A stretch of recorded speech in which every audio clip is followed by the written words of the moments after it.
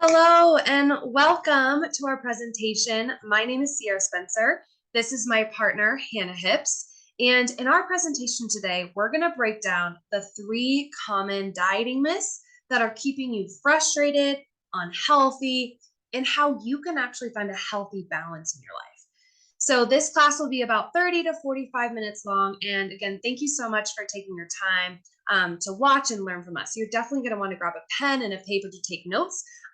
These are going to be really helpful tips that we're going to go over today. So a few statistics that we think are pretty shocking to get us started and get those wheels turning for you. An estimated 108 million Americans are on a diet right now. And an unbelievable 98% of those people who are on a diet are going to gain the weight back they lose within a year. And now, really quick, our definition of a diet: any type of restriction, cutting carbs, doing a cleanse, trying to not eat sugar, trying to eat clean. So a lot of times we think dieting is just like counting calories or Weight Watchers, but dieting is a lot more sneaky than that. And so when we say 98% of those people are on a diet, we mean any type of restriction or any type of way of eating that you're emotionally attached to is what we define as a diet. Okay. So not only that, 9 out of 10 women are unhappy with their appearance. And it's not only women, but it's also young girls. So did you know 81% of 10-year-old girls experience a fear of being fat? And nearly 50% of girls aged 3 through 6 are already concerned about their weight. So clearly, our collective approach to nutritional health and happiness isn't working. And we all know firsthand how it's impacted our lives. So we can't wait to share a little bit about our own stories with this topic and how these 3 diet myths are keeping you from your best self. So the 2 important things that we want you to get from this presentation, from this masterclass, is number 1, we want to debunk some of these common diet myths that are holding you back from true health. And number 2, we want you to feel empowered with your relationship with food. Mm. Yes, thank you, Sierra, for that. Hey, you guys, I am Hannah Hips, and again, this is Sierra Spencer. We are so happy to be here. So, just a little about me and Sierra. We are donut eating, veggie loving, eating psychology, and diet recovery coaches. We're also mind body nutrition coaches, and Sierra is a weight neutral coach, and I am a yoga instructor and a meditation leader. So, our approach is definitely holistic. It's grounded in science as well as, looking beyond the body, looking at the different aspects of ourselves, the physical, the mental, the emotional, and the spiritual parts of ourselves. So, eating is such a huge thing. And I'm so excited to talk about these dieting myths because these are so common. They are ingrained in us, they are programmed in us from the very beginning of time. Like when we're first born, we get programmed into these beliefs about nutrition, health, and diet. And we want to debunk these so you can actually start to have new revelations, a new perspective about nutrition, health, food, and you can take control of your health and really begin to live in optimal health when you eat and using eating food as the doorway into deeper areas of your life. So, whether you struggle with being on or off track with food, thinking about food rules or thinking about food all the time and feel totally out of control around food, you're in the right place. We've helped hundreds of people learn how to stop dieting and restricting, find peace with food, feel empowered with themselves and food in their body. So we teach you how to learn to eat intuitively and really find the food freedom that feels good. And that doesn't mean you're eating donuts all day, even though we don't discriminate against donuts. So if you're looking to feel confident and in your food choices as well as in your body and to start to trust yourself, reduce your cravings and just eat normal and get access to step-by-step video lessons, group coaching, you're in the right place. So today we're going to kind of do like a step-by-step of different ways and tools you can start doing right now to start changing your relationship with food.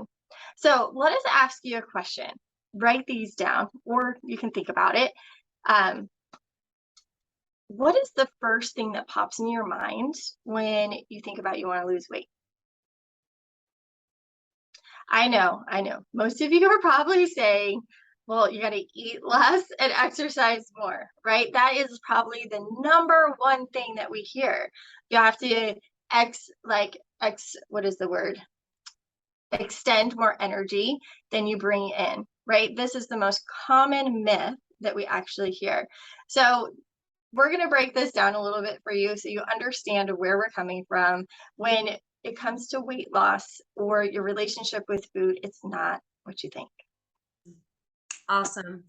Yeah, so I love asking this question at the beginning of our presentations because a lot of these common ways we think, oh, well, you have to lose weight by cutting out carbs, don't eat sugar, work out a lot, eat less, exercise more. We're going to debunk some of the most common myths around your weight and dieting and health. That way we can empower you. So let's break down myth number one today. The first diet myth we're going to break down is in order to lose weight, you have to eat less and exercise more. Again, like Hannah said, probably one of the most common myths we hear. And now, while this sounds intuitive, it sounds like that seems pretty easy, just eat less, exercise more, and it should happen. I want to ask you guys right now, how many of you has that actually worked for long term? Right? Most times it works for a little bit of time. And then all of a sudden the weight starts creeping back on, or maybe it comes on fast. Okay. So again, 98% of people that go on a restrictive calorie or like, lose weight and they do exercising and they try to track their calories, gain the weight back within 1 to 2 years. Okay. So diets and restricting doesn't work. Over exercising and not eating enough actually puts your body into a state of fight or flight. So here's a quick example about why diets don't work. Imagine taking a cholesterol medication that at first improved your blood results for a few weeks, but in the long run, it caused your arteries to clog. Would you really start on a dieting program if you knew that it could cause you to gain more weight and affect your emotional well being? No way, right? So, again, we're just kind of scratching the surface here, but one of the most important concepts that we teach our clients is to understand why diets don't work because there's hundreds and thousands of dollars in the dieting industry, diet books. I mean, we're flooded and bombarded with it's just this before and after picture. If you just follow this step by step, you'll lose 20 pounds magically, in the next month. And we're here to say that maybe it will work short term, but long term, you're going to damage your metabolism and damage your relationship with food. No one wants to feel crazy around food. And a lot of times when we hear from clients, when they come to us, we're kind of like the last stop. They're like, I just can't take it anymore. They're like, Sierra, Hannah, I have done hundreds of diets.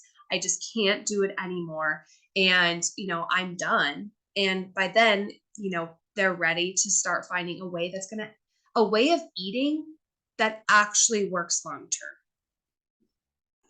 Yeah, and another thing about eating less and exercising more, when you eat less, what are you actually doing? You're probably restricting the foods that you really like carbs or sugar or whatever else eating way that you're doing. So when we begin to restrict those certain foods, what is it that we want? We want to rebel. We want those foods. So you're going to be feeling this backlash every time that you try to eat less because you are going to be hungry for more. So that's just biology that has nothing to do with your willpower, which we'll talk about next. So, myth number two is all about awareness. The reason you eat too much is not lack of willpower. I mean, the myth is actually you don't have enough willpower. All I need to do is have more willpower, right? But what I'm trying to say is awareness, it's really not about willpower. So, let me explain this a little bit for you. Unfortunately, the experts are off the mark on this one too. We overeat not because we are willpower weaklings. Okay, that has like a smidge part to it, but not all of it. But because we're physiologically driven to do so when our meals are deficient in relaxation, time, pleasure, awareness, and high quality food. But most specifically, lack of awareness. That's what I'm going to be talking about right now. So why are you not a willpower weakling? Well, it's about metabolic power of awareness. Think about this. When you're running around, say, I'll give you an example of my life. In the morning, I got to get up, I got to get my son up, got to like rush and take him to school, and then I got to go to work. And then even at work, I'm rushing to have lunch because I only have a certain amount of time. And then after work, I got to go rush and pick up my son, and then we got to eat dinner, and then it's time for bed. Okay, where in that span do I actually sit down, enjoy my meal? Oftentimes, I'm eating in the car on the way to school. Okay. At lunch, I'm in my car, sitting in my car. I'm not driving anywhere, but I have 30 minutes to scarf down some food. And then at dinner time, I want to kind of hurry up and get it done so we can get ready for bed and have time to play and do fun things. Really, during that whole time, if I am not aware of what I'm doing, I'm never really eating. I'm not fulfilled in my meals. I often get hungry really quick, or I'm just like feel bloated, or I don't feel so good. You know, lack of awareness is going to bring all of these other side effects. Have you ever eaten and like 10 minutes later, you're like, oh my God, I'm hungry again. I shouldn't be hungry. I just ate a big lunch. Well, were you totally present in that meal? Or were you scrolling on your phone or watching TV or working and eating? All of that's in fact, because this is a mind body nutrition. This is what Sierra and I teach. Mind body nutrition brings the mind and your body together to create an experience. If your mind is missing the experience while you eat, it's going to think it never happened. And then it's going to be like, hey, man, I don't think we ate. So I'm going to signal the body to eat again because I don't remember eating. And so then you're going to feel those hunger cues, right? And then you're going to be like, well, I just ate. And so you eat more. So it's the lack of awareness that causes us to eat more food. So what I've had to practice with my busy life, I know we all have busy lives, right? Is to breathe and to really slow down my eating and pay attention. I usually don't watch TV while I eat or anything else. Sometimes I do, but majority of the times I really try to experience my meal. And even if that's only one time a day, it's better than having 3 missed meals throughout the day. But it's such a great practice to start bringing an awareness of like, what are the aromas, the taste, the smells of your food? Are we missing out on that? Because it's not just let me fill up my body. It's like your mind and it starts in your mind and your mind wants to experience it.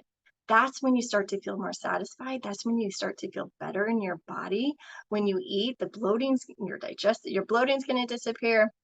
Your digestive system is going to be happier because your mind and your body are now interacting together to create that experience of awareness.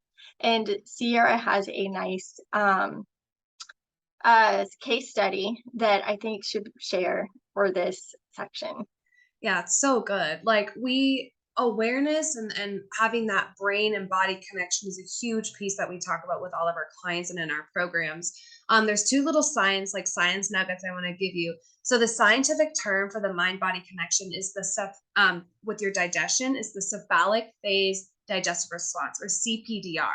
Basically, it's a fancy term for your brain and your stomach's connection with hunger and fullness. So, like Hannah said, if you're constantly rushing around, you're not paying attention to what you're eating, your brain is not getting the signals it needs to say, hey, I'm full, I'm satisfied, I'm done, right? Your brain needs to experience pleasure, slow, the aromas, right? All of that needs to be involved in order for your brain to accurately tell the metabolism to digest, how fast to go, all of that. Okay, so that's the science part. And then a really quick case study that's really interesting to kind of really hone in on this point of awareness is a dichotomous listening study. So scientists were studying absorption rates in the stomach, and they wanted to see the different scenarios and how fast the metabolism in the gut digested based on different scenarios. So the scientists put a group of people in a room and they gave them sodium chloride to drink. It was calm, peaceful, nothing going on. They drank it. measured the absorption rates, 100% absorption, no problem. Then they put the same group of people.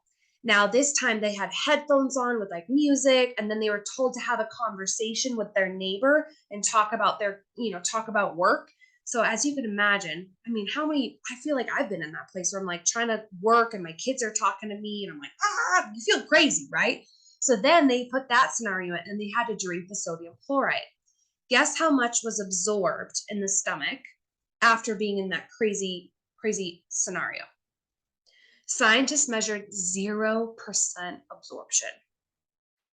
That's insane. And now that's a really crazy study that shows the power of our awareness with our metabolism. So imagine you're trying to like drive your kid to school and you're cramming down a muffin while you're not paying attention. How much of the nutrients and the carbs and the fibers your body going to be actually able to digest and use when your brain is not in sync? Okay, so that's why this is so important. So when you eat, eat. And it's easier said than done, but we do have a process to help you start to do that on your own. Anything else you want to add, Hannah? No, that was great. So, like Sierra said, when you eat. That means pay attention to what you're doing. Give yourself a little bit more time for awareness in our meals. Put things aside and eat, and you will notice a big difference in your satisfaction, your fullness, and just overall feeling good and confidence in your food. Yeah, beautiful. So myth number 3, here's what we hear all the time too from our how do you lose weight? How do you get healthy? Well, as long as you eat the right foods in the right amounts, you'll ensure good health and you lose weight. So this principle seems scientifically correct, but it's caused way more damage than good. Here's the thing. You could be the healthiest eater in the whole wide world and eat in the perfect little containers, the perfect amounts, the perfect portion sizes. But if you are eating in a constant state of anxious rushing, that physiological stress response will cause a dramatic rise in nutrient excretion, meaning your body, you're just peeing it out or you're not getting the nutrients, and a deep decline in calorie burning capacity, meaning your metabolism is going down. So what you eat is only half of the equation of good nutrition. How you eat is the other half. And this one is really closely tied to awareness, but this one's more about relaxation while we're eating. Okay. So you can help yourself slow down and relax, and then hence increase your nutritional metabolism with this one simple exercise. Slow down. Take 5 to 10 deep breaths before eating. Now, this is really triggering and can be like really hard for a lot of our clients because they run a fast paced life. They're stressed out. We have clients that are, full-time nurses and they're traveling all over. We have clients that are on their feet, they're hairdressers all day. We have lots of different types of clients where this is really hard. But what we've noticed is that people that pull over their car and take 10 minutes to breathe and relax before they eat, not only are they feeling better, physically, their body's digesting better, they're feeling less fatigue, but also they're feeling more calm around food. Okay.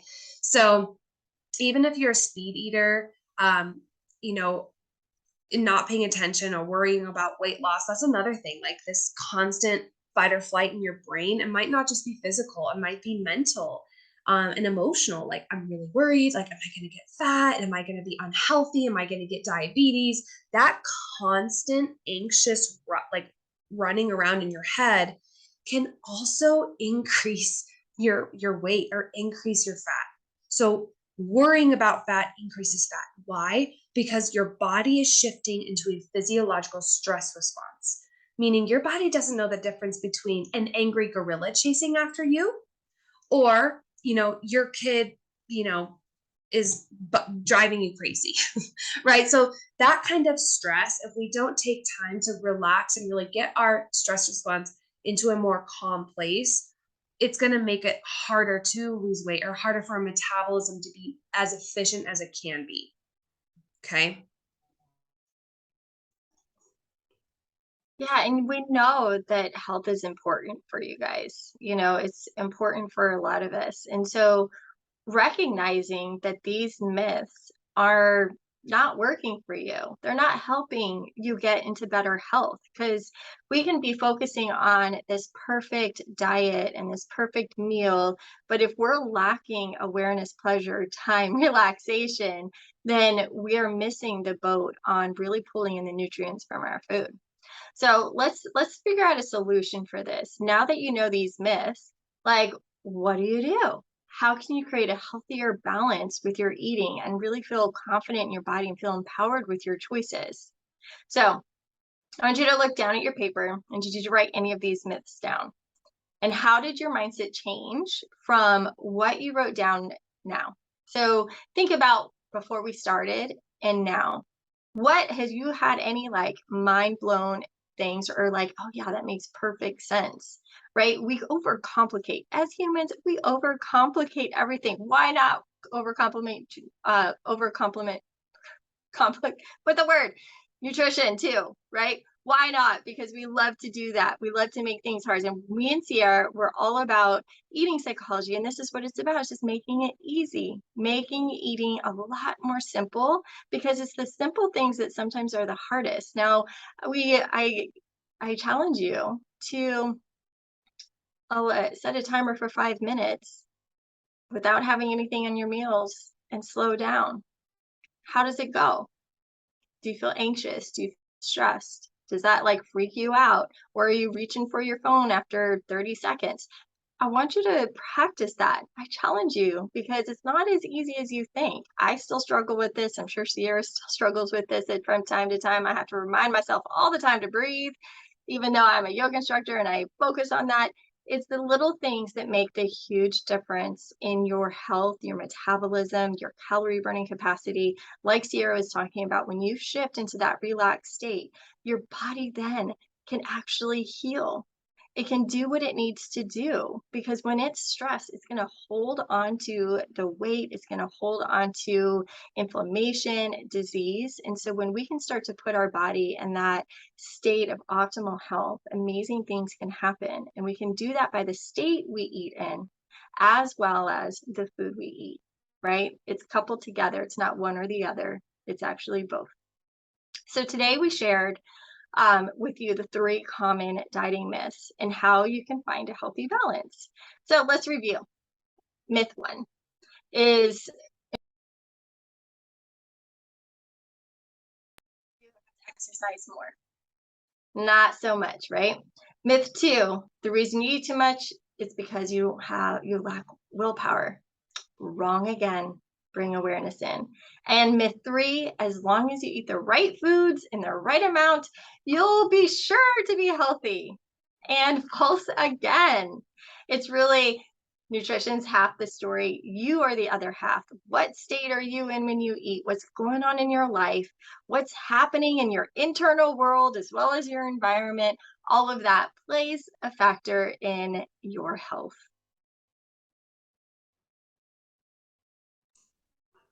So if you were to take away anything, so remember anything else from this presentation, remember that health begins from the inside.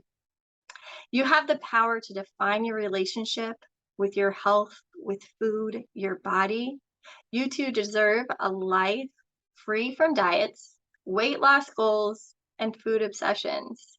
Think about how much you could do in your life if you cleared up some of this mental chatter in your mind about nutrition and health and food and start practicing some of the tips we shared with you today. Just imagine how much time we actually spend on trying to get healthy when really it's probably not doing us a service. What can we do instead of like only focusing on that? What are we missing out? So, as I said, like it comes from the inside out. Who are you? What are your desires? What are your passions? What's your purpose? What do you want? Who do you want to be in this world? That's important. And when you move the food stuff out of the way and you can actually start allowing yourself to be who you are, a lot of our clients are like, I know who I am now. I've found my voice. That's exactly what we want because food has like just covered up every ounce of energy in your life. And we want to give you your life back. Absolutely. So now you have a choice. You can take what you learned today and do it on your own, or we can do it together with support, community, coaching. So here's what we want you to do next. If you are ready to transform your relationship with food and your body and stop stress eating, and you want to learn more tips and strategies and our eating psychology methods, we want to show you how you can get a hold of us. So I'm going to share my screen. I'm going to put up our email address. Okay, so we have our email. We want you to, this is actually mindbodycoaches3@gmail.com. So just ignore that too. It's mindbodycoaches3@gmail.com. Follow us on Instagram at Food Freedom Confidence. And we highly encourage you, if you're ready to like learn more and you want to watch some of our free trainings, and we do giveaways and we have guides and downloads and all kinds of amazing stuff, join our Food Freedom Confidence Facebook group. So the Food Freedom Confidence Facebook group, all you would do is go to Facebook, search Food Freedom Confidence in the search bar, and you'll find our group and you can join our group.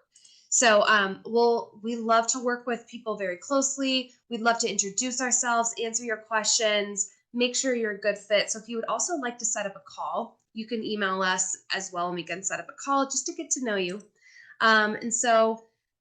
Yes, so make sure you write this down and join our groups right now. And then we're going to briefly talk about our Empowered Eating Inner Circle program.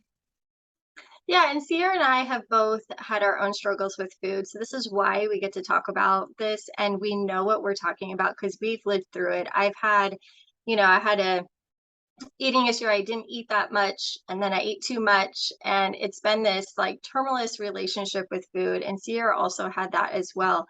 So we want you to know that we've been through this process and where we are today is completely different than where we were like 5 years ago.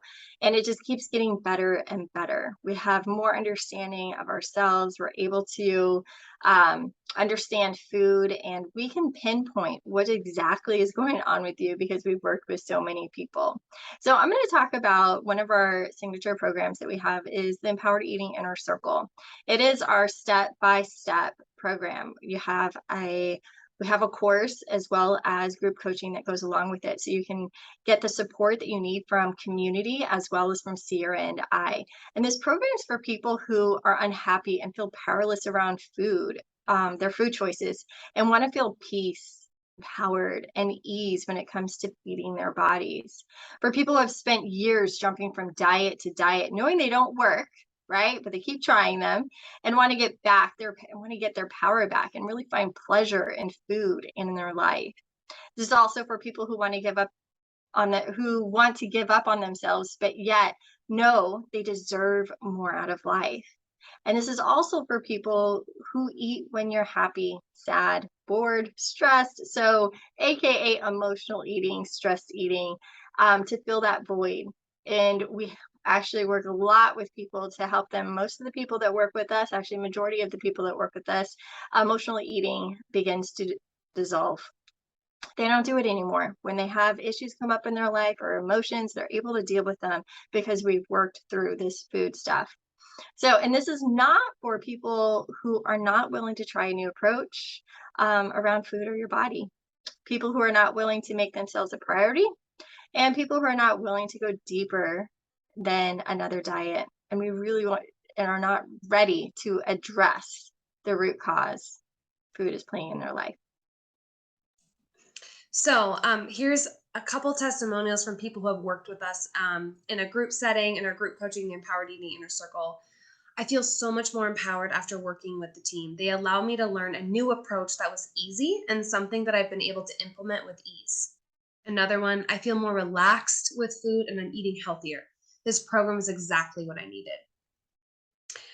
So we truly do hope that you found value in this class and you feel more empowered at the end of it. And we really look forward to working with you. Yeah, thank you so much for letting us share with you a little bit about what we do, the relationship with food. We hope that it triggered something in you where you want to learn more about how your relationship with food and your health are so intertwined and related. Just remember, we'd love to talk to you. Stay connected. If you want to follow us on Instagram or join our Facebook group or email us, and we would love to connect with you and go deeper into your relationship with food. Thanks so much. Bye, everyone.